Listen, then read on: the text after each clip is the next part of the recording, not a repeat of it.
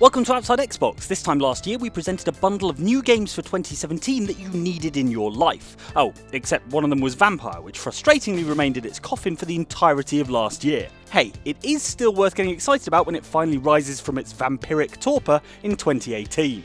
I'm the monster who killed her. You're the monster who killed our hopes of playing a cool vampire RPG in 2017, that's who you are. Now, as an outside Xbox viewer, a handsome and or beautiful video game expert like you doesn't need to be told about big hitters like Red Dead Redemption 2 and Sea of Thieves.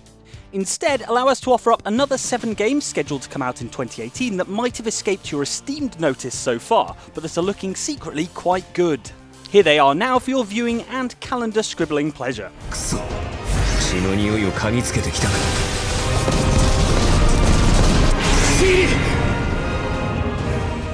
There's a portion of the internet that gets angry if you compare anything to Dark Souls, even though it's clearly a massively influential game. So we're definitely not going to say anime vampire action RPG Code Vein has anything in common with Dark Souls. Instead, we'll point out the things that make Code Vein unique and worthy of your attention. Like its post-apocalyptic setting, for example, which sees you running around the crumbling skyscrapers of a once great metropolis. Or the fact that your character is a vampiric revenant, and you'll have to guzzle the blood of your enemies in order to power up your abilities. Or your AI companion of choice, who will help you throughout the entire game, not just during boss battles. Or the measured, timing-based melee combat, complete with lock-on system and dodge rolling, that really reminds us of, The Surge? Ugh, this is like the Dark Souls of not mentioning Dark Souls. Henry, help us! Help us, son. Don't be a coward. If you want an idea of what RPG Kingdom Come Deliverance is all about, then imagine Skyrim, but set in actual 1403 in actual Bohemia, and with all the orcs, elves and giant cats replaced with period-accurate clothing, weapons and buildings. I will cleave you in two. It's like a history lesson, where you get to do all the sword fighting yourself, something that was frowned upon in Class 11B. If nothing else, Kingdom Come Deliverance is probably 2018's most ambitious project.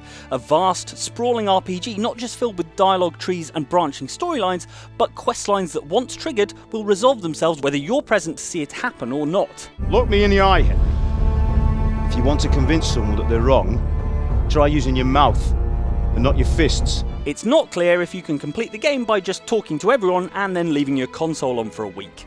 Húgyoznom kell. Így csináltad, ahogy akarod, úgyis térdig járunk a szarban. Of course, we're intrigued by an RPG that is also a convincing recreation of the struggle that was medieval life, but equally, we're hoping it's not so relentlessly realistic that we die at the grand old age of 21 from a nasty case of stubbed toe. Wait, what's this? You've been at that sword play again, haven't you?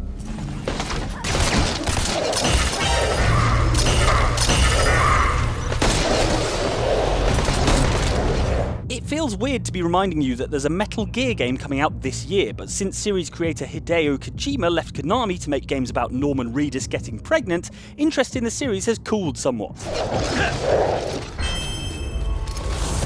The fact that Metal Gear Survive is a sort of spin-off, alternate timeline, semi-sequel zombie shooter in which Kojima himself has already expressed disinterest doesn't help. Of course, he might just be jealous that someone else is touching his stuff.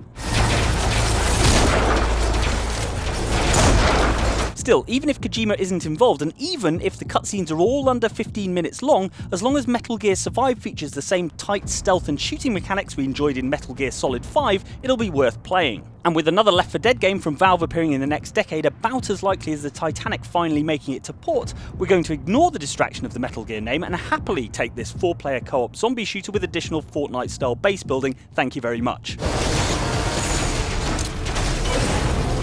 Let's just hope we can find 3 other mates who will too, hey Kojima fans?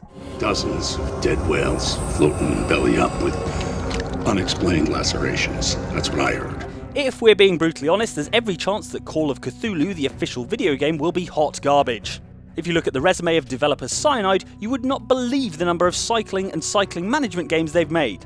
Unless the plan is for Cthulhu to rise during a coastal section of the Tour de France, it's fair to be concerned.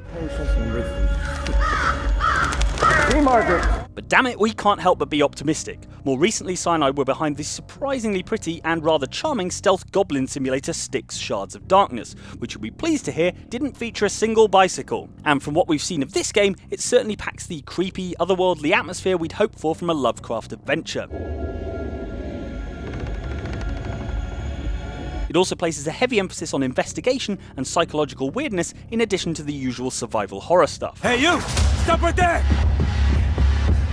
The last really good Lovecraft game was Dark Corners of the Earth back in 2005, and this looks like it could finally be a worthy successor.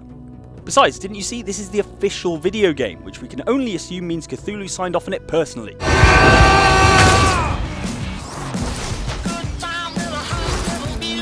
If you've only ever allowed your dainty hands to touch an Xbox controller, you might not be familiar with the work of Evolution Studios, the team behind the PlayStation exclusive MotorStorm games and Drive Club. Well, since Sony closed the studio and almost the whole development team shacked up with Codemasters, players on both platforms get to enjoy their upcoming off-road racer Onrush. The console war's over, everyone. Let's hug. Those who did play MotorStorm will find Onrush immediately familiar, like slipping into an old pair of shoes. Only those shoes are soaked in gasoline and currently on fire. Where Onrush differs from MotorStorm is the addition of an SSX-inspired trick system, Burnout-style takedowns, and a welcome lick of colourful paint. Oh, and given the inclusion of Rocket League-style buggies, we wouldn't be surprised if a giant football finds its way in there too. We won't tell if you don't, Codemasters.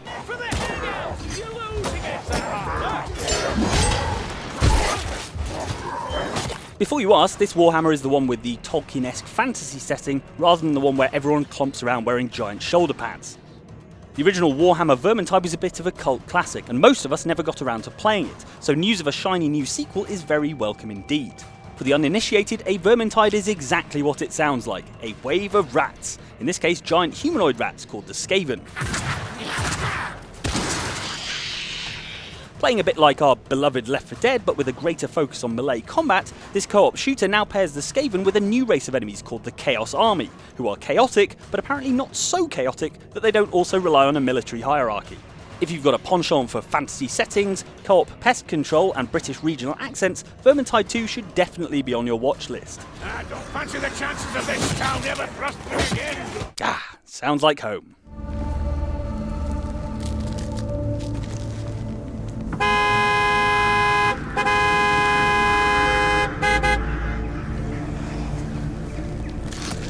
Taking a break from releasing and then endlessly re-releasing Payday 2, hello Nintendo Switch version, Overkill's next project is a licensed Walking Dead zombie game.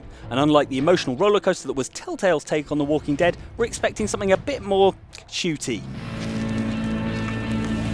Of course, with no actual gameplay footage to go on, we can only assume that it'll play a bit like Payday 2, but with the addition of festering, shambling Zeds. It's got 4-player co-op, it's designed to be endlessly replayable, and it's even set in Washington DC, just like Payday 2 was. Way to make the most of that research trip, you guys. You know, we'll actually take the fall of civilization, the death of 99% of humanity, and wandering mobs of bloodthirsty zombies, just as long as we don't have to drill into any sodding bank vaults. So there you go, 7 games that are in danger of slipping under the radar, but that we're looking forward to playing. What games are you looking forward to in 2018 though? Let us know in the comments and like and subscribe for much more on all the games coming out in the next 12 months. Thanks for watching, we'll see you next time.